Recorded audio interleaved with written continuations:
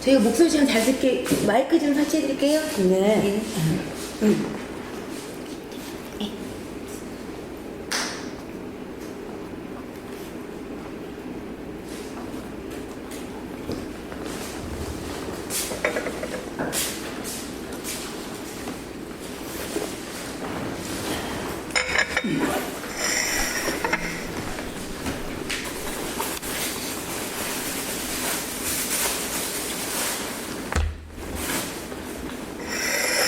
우리 오스님 준비됐는데? 테이프 안 됐지? 네, 아직 안 들어가고. 요즘 뭐 건강은 뭐 괜찮으십니까? 그래서 아직은 그럭저럭. 예. 근데 저희들이 쭉 이 지역사회학교라든가 또 뭐 사회활동 아산재단 참여한 분들 다들 건강하시고 연세도 많으신데 80 넘으셔도 정리하시더라고요. 아직. 요새는 좀 이제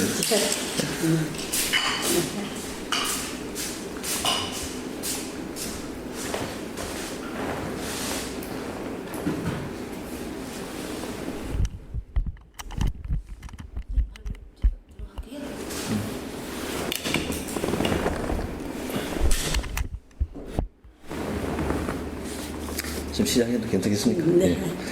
이 바쁘신데 이렇게 귀한 시간 내줘서 너무 고맙습니다. 예. 예. 제가 일단 우리 구술과 정리의 편의를 위해 가지고 우리 선생님은 구술자고 저희들 면담자, 우리 아산정주행은 창업자 이렇게 이제 용어를 정리하고 구술을 시작하도록 하겠습니다. 예. 먼저 우리 구술자의 개인 생애에 대해서 몇 가지 여쭤보도록 하겠습니다. 생년월일과 고향, 가족 관계, 뭐 중고등학교 때 좀 뭐 추억이라는 그런 것들에 대해서 좀 말씀해 주십시오. 1932년생입니다. 예. 네.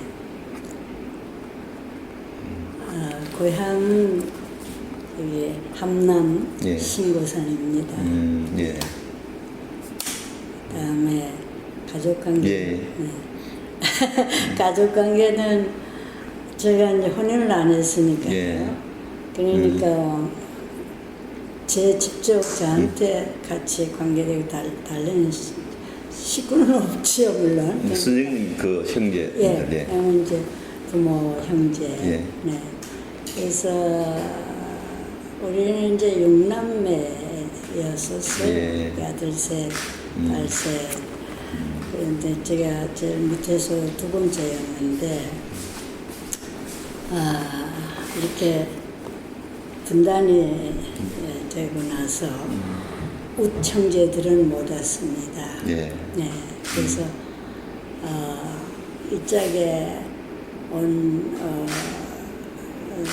형제는 결국은 그저 반반 정도 그렇게 되고 부모님 이제 나중에 예. 이제 그랬습니다. 예. 네.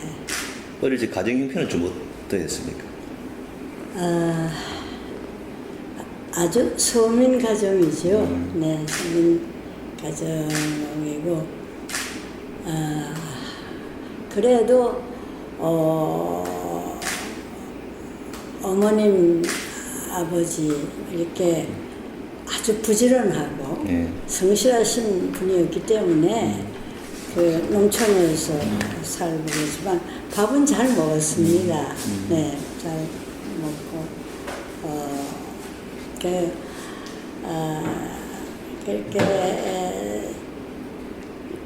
그러니까 1920년대에서 40년대 그 사이 시대에 이제 저희 형제들, 우청제들, 그래도 초등학교는 다 공부 졸업하게 하시고. 예. 그런 그럼 구살께서는 해방 이후에 이제 남한을 내려오셨습니까? 그렇죠. 네. 46년 늦은 가을에 예. 네. 그때 혼자 내려오셨습니까? 혼자 왔습니다. 네. 그럼 학창 시절에서 좀 간단하게 좀 말씀. 어디 학창 시절? 중고등학교, 대학교 갈 때까지 과정들 이렇게 돼가지고. 초등학교 얘기는 할 거 없고, 네. 초등학교 북한에서 이제 나왔어요. 북한에서 나왔지. 네. 중고등학교 이제 월남에서 제가 이제 원산 사범학교에 있었는데 2학년 될 때 해방이 됐습니다. 예. 그래서 1946년에 혼자 이제 월남 한 셈인데 먼저. 네.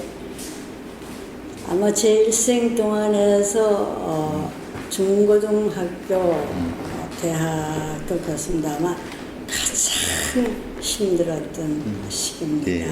네, 그래서 이제 부모님이 저보다 나중에 이제 올라오셨지만은 이미 그때는 또 연로하시고 또 월남도 하시고 하니까 학교를 보내주시는 형편은 이제 못 됐죠. 예. 그래서 제가 결국 집 나와서 그래서 혼자 돌아다니면서 중고등학교를 가는 셈이니까요. 예. 그러니까 뭐 모든 것에 대한 의식주, 학비 모든 거에 대한 거를 해결하면서 다녀야 되는 그러니까 가장 힘든 때였습니다. 네. 그러나 돌이켜 생각하면은 저는 그래도 복이 많았는지 아주 어려운 때나 아주 그럴 때 계속 공부가 도와주시는 이렇게 도와주시는 분이 생기시고 이렇게 하면서 사람이 죽으라는 법은 없는지 그래도 그때 고비를 내리고 그리고 학교를 결국은 졸업하게 되고 그리고 오랫동안 또 교육자, 학자로 살아오셨는데 평소 삶의 지침되는 좌우명이라든가 가치관 이런 거는 어떤 것이 있습니까? 저는 이제 인간이 첫 번째로는 자기 모습대로 사는 그래서 정직하고 그다음에 이제 성실한 그러한 것이 참 좋다고 생각하고 그러고는 제가 여성과 나라를 위해서 일할 수 있는 일하고 싶은 그러한 것을 제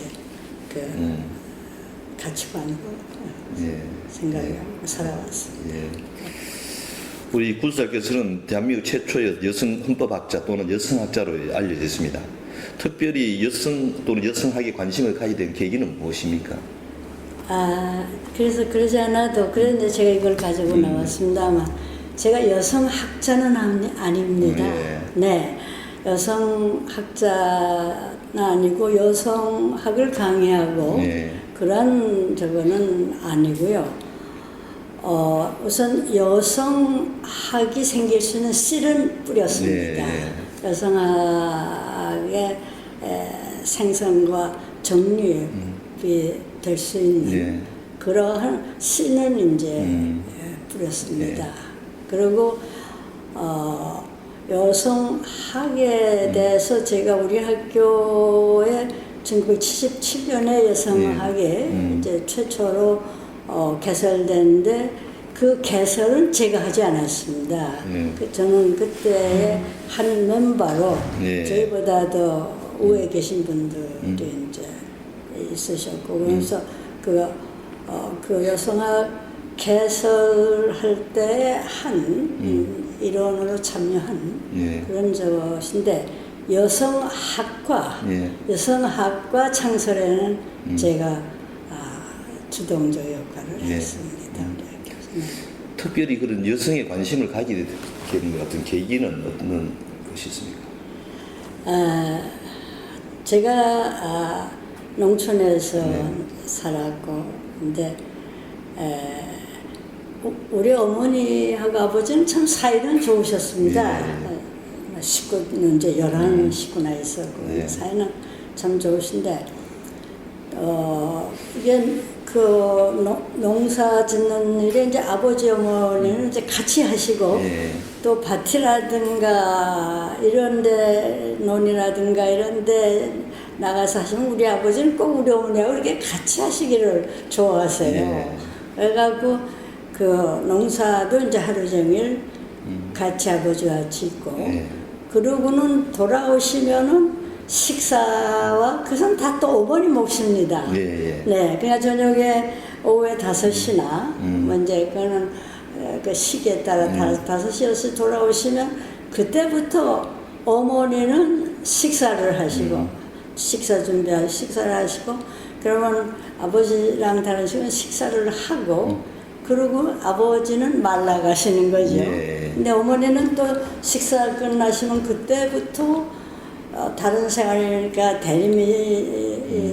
대리미질을 하신다든가 빨래를 하신다든가 바느질을 하신다든가 그때부터 또 식구들의 생활에 대한 그런 저거를 맡아서 하시면서 근 10시 넘게 11시 그때 늘 주무시게 네, 아버지는 말라갔다가 이제 10시쯤 오시고 그렇게 하면 이제 고단에 하시고 그렇게 이제 아이고 다리 아이고 허리야 하시면서 이제 또 새벽에는 두 분이 또 마찬가지로 5시에 이제 일어나시고 그래서 저는 왜 여자의 생활은 이런가 왜 여성들의 생활은 이런가 그것을 무슨 어렸으니까 잘 모르지만은 근데 하여튼 근데 제가 이웃집에 다른 어머니들 다른 아주머니들 사는 것도 거의 마찬가지지요. 생활 패턴이 그래서 왜 여성들은 여자들은 이렇게 사는 건가 하는 그런 생각을 가지고 있었고요. 그다음에 또 하나는 제가 족보를 이제 보게 됐습니다. 저희 집에 족보를 이렇게 아버지랑 게 근데 거기에 우리 딸 이름은 하나도 없어요. 한 사람도. 네. 그러니까 우리 남형제 조카들까지 이건 족보 다 있는데 그래서 제가 저희 아버님께 아버지 왜 우리 이름은 없어요 우리 족보는 그랬더니 이렇게 쳐다보면서 딸들은 족보에 없는 거란다. 그래서 그럼 왜 그래? 그러면 제가 그러면 딸은 자식이 아니게요. 그렇게 했더니 아버지가 허허 웃으면서 그냥 그런 거란다. 그런 거. 또 어머니도 내가 어머니는 왜 이렇게 여자들은 이렇게 고달프게 살고 여자들은 왜 이렇게 살아요? 이제 그러면 우리 어머니도 그런 거란다. 그래서 어렸을 때부터 저는 여성 생활에서 그런 거란다. 그런 거란다. 그런 거란다는 게 뭔가. 이제 그렇게 하면서 여성에 대한 문제에 대해서 생각했어요. 그런 측면 보면 우리 구수사께서는 뭐 가족법 폐지 운동이라든가 한국 여성학 초대 회장도 지금 하셨고 또 우리 김대중 정부 시절에는 초대 여성특별위원회 위원장도 하시고 하면서 여러 가지 일들을 많이 하셨는데 그럼 지금 돌이켜보건데 한국 사회에서 여성의 역할이라든가 여성의 위상이 뭐 선생님 기대치만큼 많이 향상됐다고 생각하십니까? 아니지요. 아니고. 네, 아니지요. 제가 여성 문제에 대해서 철들면서 생각을 이렇게 할 때에 이렇게 남녀가 이렇게 다르게 살고 남녀 역할이 이렇게 다른 이제 이러한 저거는 자연적이라는 천부적이라는 그러한 얘기를 많이 들었습니다. 그래서 남녀에 대한 생활 패턴과 생활 취급이 이렇게 다르고 역할이 다르고 거기에 대한 가치관이 다르고 지위가 다르고 이것이 자연적인 것이고 천부적이라 그러는 데서 이게 자연적이고 천부적이라 그러면 고치기 힘들죠. 그래서 저는 과연 그것이 천부적이고 자연적인가 그래서 공부 좀 했습니다. 그랬는데 남녀가 다른 면도 있죠. 다른 면, 생리적인 면에 다른 면이 있고 육체적 완력, 힘, 그 다른 점이 있죠. 그러나 적은 부분에 다른 점이 있는 것뿐이지 대부분의 거는 결국은 옛날부터의 그 사유에 의해서 사람의 생각, 특히 그것도 당시를 지배하는 지배자들의 사유, 생각에 의해서 됐고 그게 제도화되면서 오래도록 이렇게 되어 왔다고 하는 것을 그것을 알게 되면서 그래서 제가 여성이 그러면 결국은 이렇게 사는 것은 여성 주체성이 없지 않습니까? 여성 주체성이 없고 종속적으로 살고 그러니까 이것은 옳지 않는 거죠. 그러니까 말하자면은 왜 이렇게 되었느냐 하는 걸 알게 된다면은 잘못된 것을 고쳐야죠. 그래서 제가 여성학에 여성 문제에 관심을 가지고 그 여성학이 생긴 것은 우리들이 이 여성 문제에 대해서 토의하고 논의를 하다가 그다음에 공부를 했습니다. 여성 문제를 한 1년 동안 대학 우리 다 이제 교수들이라든가 공부하는 여성들 또 사회에서 여성 문제에 대해 활동하는 이런 분들하고 공부를 하기 시작을 했는데 쭉 예를 들어서 여성과 역사, 여성과 생물학, 여성과 문학, 여성과 경제, 여성과 정치, 여성과 법. 그래서 이러한 것들에 대한 것을 이제 사회적으로 역사적으로 공부를 하게 되면서 여성 문제가 학문적으로 성립될 수 있구나. 그래서 여성학을 이제 여성학이 정립되기 시작을 한 겁니다. 그래서 저는 제가 여성학을 우리 학교에서 개설을 했지는 개설하는데 혼자 주도적으로 저가지는 않았지만 씨를 뿌리는 이제 그런 것이라는 얘기를 했고 그 다음에 그 다음 질문이 뭐 하나 그 한국사회 지금 여성의 여성 이상 역할들이 그래서 이제 그것을 우리가 1960년 중반 이후서부터 이제 가족법 개정을 했고 사실 가족법 개정은 50년대 제가 이제 그 대학을 졸업하면서 대학 때 친족상속법이라고 하는 가족법을 배우고 이제 이러고 나면서 또 이제 가족법이 개정돼야 된다고 하고 그 어른들 선대 어른들이 하는 데 따라다니고 그랬습니다만 하여간 60년대 70년대 그때 비해서 지금 40~50년대까지 한 절반쯤은 여성 문제가 한 절반 가까이는 변해지지 않았나. 그러니까 저는 그거는 여성 문제에 대한 의식과 의식과 시가 이거에 대한 것은 이제 많이 변했다. 그러면은 이제 많이 변했는데 그것은 잘못된 거라든가 그러한 쪽에서는 개선해야 되고 발전을 위해서 이 정정을 해야 되고 이래야 되는데 그러면 어떻게 이것을 현실화하느냐 그리고 거기 지금 이제 말하자면은 잘못됐고 이것을 고쳐야 되겠다 하는 의식에 대한 것은 지금 뭐 어느 정도 공감을 이제 하게 되는 저건데 이게 3000년 이상 이렇게 내려온 생활 패턴이 이게 어떻게 한꺼번에 다 그대로 고쳐지겠습니까? 그래서